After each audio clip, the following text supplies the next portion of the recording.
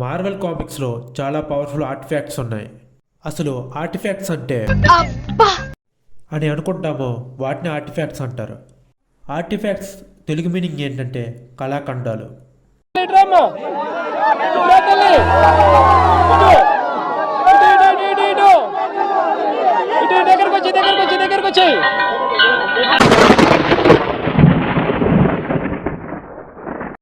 మియోనిర్ని journey into mystery issue 83 comic బుక్లో చూపించారు.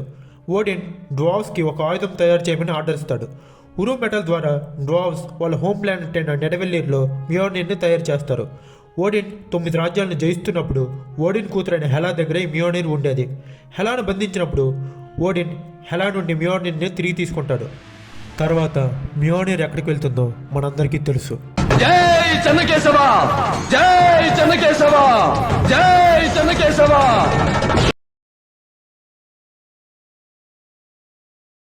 Infinity గాట్లెట్ని mat Titan అయిన థానోస్ కోసం ఏట్రీ తన హోమ్ ప్లానెట్ అయిన నెడవెల్లేర్లో ఉరు మెటల్తో దీన్ని తయారు చేశాడు. దీని గురించి ఇన్ఫినిటీ వార్ అండ్ ఎండ్ గేమ్లో చాలా చూసాం. నీ పేరు? నా పేరు సుండు సుబ్బారావు. రాత్రి ఒక ఇద్దరు కొట్టుకుని ఒక మనిషి ఇక్కడ చనిపోయి ఉన్నాడు, మీకు ఎంత తెలుసా? ఇక్కడ మనకు తెలియదు నాన్న.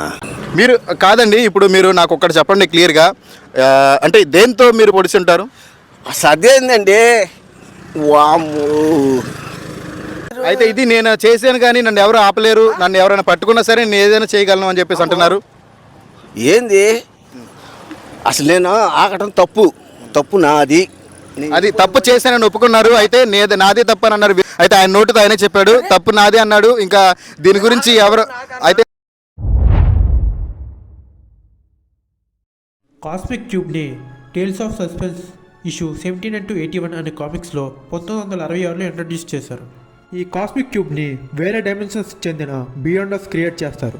బియాండర్స్ ఎర్త్పై ఉండే దేవరాజుల్ని భూమి ఎవాల్వ్ అవుతున్నప్పుడు భూమి యొక్క పరిస్థితి గురించి స్టడీ చేస్తున్నారు. వాళ్ళు ఇలా ఎక్స్పెరిమెంట్ చేస్తున్నప్పుడు ఒక వ్యాస్ట్ ఎనర్జీ యూజ్ చేసి ఇంటర్ డైమెన్షనల్ పోర్టల్స్ ద్వారా భూమిపైకి రావడానికి ఫోర్స్ ఫీల్డ్స్ని యూజ్ చేస్తారు.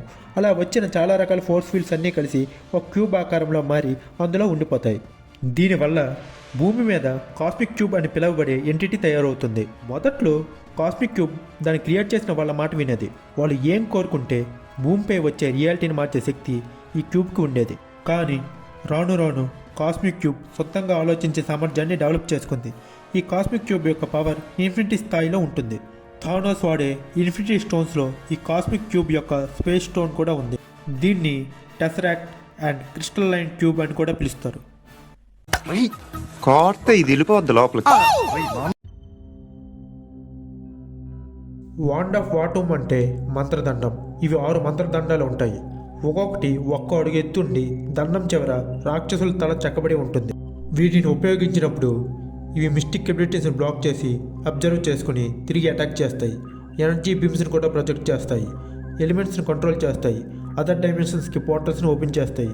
దీనిని ఎంసీయూలో వాంగ్ వాడాడు. హాంకాంగ్ శాంక్టమ్ దగ్గరైన ఫైట్లో వాంగ్ కెసిలియస్ని డిఫీట్ చేసేందుకు దీన్ని చూజ్ చేసుకొని ఫైట్ చేశాడు. బట్ ఆ ఫైట్లో వాంగ్ దీన్ని ఉపయోగించినా కూడా వాంగ్ ఓడిపోతాడు. జిలార్డ్స్ వాంగ్ని చంపేస్తారు. తర్వాత డాక్టర్ స్ట్రేంజ్ ఐ ఆఫ్ అగమేటోని వాడి అన్నింటినీ తిరిగి యథాస్థానంలోకి తెస్తాడు. ఆ జిలార్డ్స్ని డోరమాము యొక్క డార్క్ డైమెన్షన్లోకి పంపిస్తాడు.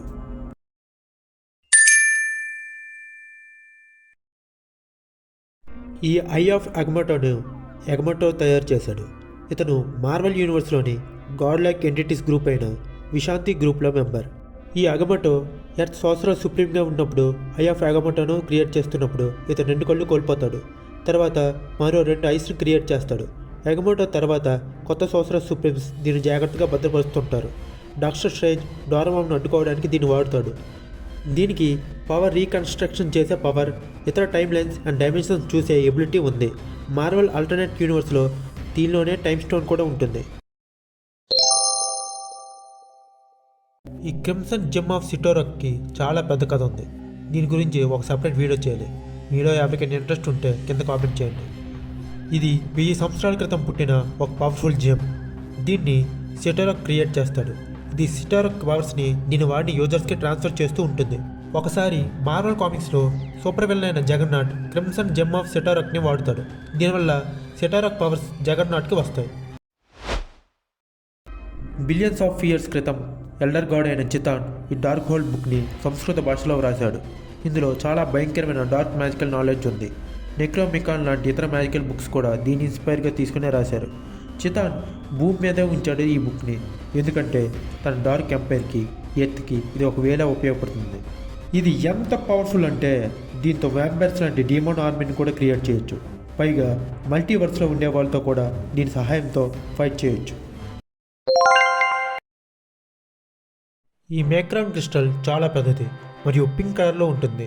ఇది కామిక్స్లోని చండిలార్ అనే గ్రహంలో ఉంది. ఇందులో సిహార్ అనే ఎంపైర్ దీన్ని ఉంచుకుంది. ఇది ఎవరి దగ్గర అయితే ఉంటుందో వాళ్ళ జాతి నాశనం అవుతుంది. పైగా అవతల వాళ్ళ జాతి నాశనం అయిపోతుంది. సిహార్ దేవుడైన కేత్రి తన భార్య అయిన షారాకు క్రిస్టల్ని గిఫ్ట్గా ఇస్తాడు. ఈ క్రిస్టల్ లోపల ఒక అందమైన ఏలియన్ సిటీ ఉంది. ఈ సిటీలో టైం అండ్ స్పేస్కు ఎటువంటి మీనింగ్ ఉండదు. అంటే సిటీ యొక్క స్పేస్ పెరగడం కానీ లోపల టైం మారడం లాంటివి జరగవు. ఈ సిటీ మధ్యలో న్యూట్రాన్ గెలాక్సీ పవర్ కలిగిన ఒక గ్లోబ్ ఉంటుంది. ఈ న్యూట్రాన్ గెలాక్సీ సూర్యుడినే కాకుండా యూనివర్స్లోని అన్ని మ్యాటర్ అండ్ యాంటీ మ్యాటర్కి అనుబంధ బిందువు, అదే నెక్సస్ పాయింట్గా ఉంటుంది. ఒకవేళ క్రిస్టల్ యొక్క స్ట్రాటజిస్ ఫీల్డ్స్ నాశనమైతే గ్రావిటేషనల్ ఫోర్స్ యూనివర్సెస్లోకి వచ్చి అన్నింటినీ బ్లాక్ హోల్లోకి తీసుకెళ్ళిపోతాయి. తర్వాత కొత్త యూనివర్సల్లోకి కూడా ఈ ఫోర్సెస్ వెళ్ళి అవి కూడా నాశనం అవుతాయి. ప్రతి మిలియన్ సంవత్సరాలకు 9 గెలాక్సీలు హోమ్ వరల్డ్ నుండి చూసినప్పుడు నక్షత్రాలుగా మారి ఒక సరైన అమరికలో ప్రవేశిస్తే ఈ మేక్రాన్ క్రిస్టల్ ఒక గేట్వేని తెరుస్తుంది.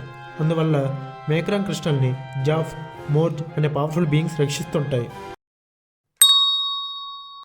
మొక్లు 4 అనే గ్రహంలో మొక్లువాన్ అనే డ్రాగన్స్ లాంటి జీవులు ఈ రింగ్స్ని తయారు చేస్తాయి. ఒకసారి మొక్లువాన్ జాతిలోని ఒక మొక్లువాన్ ఆక్సాన్కార్ యొక్క స్టార్షిప్లో చైనాలోని వ్యాలీ ఆఫ్ స్పిరిట్స్లోకి వస్తాడు. కానీ అక్కడ ఉన్న లోకల్స్ ఇతను చూసి దాడి చేస్తారు. ఆ దాడిలో గాయపడిన అతను అక్కడ నుండి పారిపోయి మ్యాండ్రియన్కు కనిపిస్తాడు.